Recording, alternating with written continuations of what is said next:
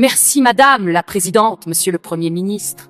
19 milliards d'impôts nouveaux en 2026 sur les Françaises et les Français, les salariés, les entrepreneurs.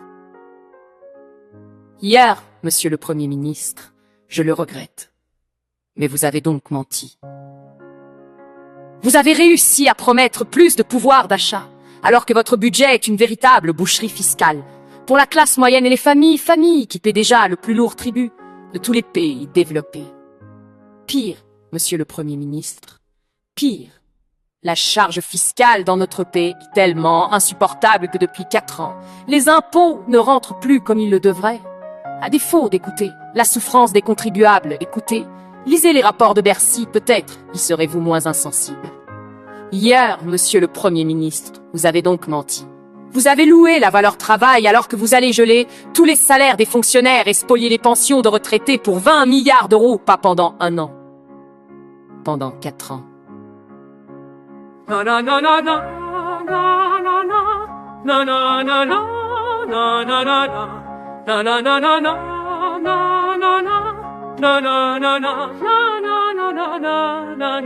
Hier, Monsieur le Premier ministre, vous avez menti, car vous promettez de régler la crise des finances publiques, alors que vous continuez à augmenter la dépense de 28 milliards d'euros en 8 longues années.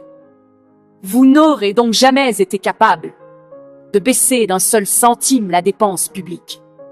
Vous avez caché, Monsieur le Premier ministre, tous ces mensonges par une forfaiture encore plus cynique.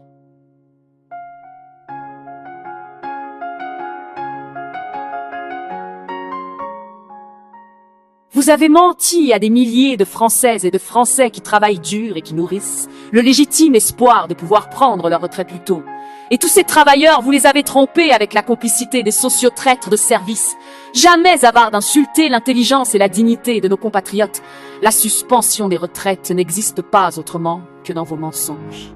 Vous mentez avec les socialistes, mais vous mentez mal, grâce à la sagacité de Marine Le Pen. Vous avez dû avouer depuis hier qu'il n'y avait ni amendement ni projet de loi. Un simple accord d'appareil avec des socialistes qui ne savent rien faire que mentir. 19 milliards d'impôts, un mensonge sur les retraites. Quel beau pacte de lâcheté avec les LR et les socialistes. Alors, avouez vos mensonges.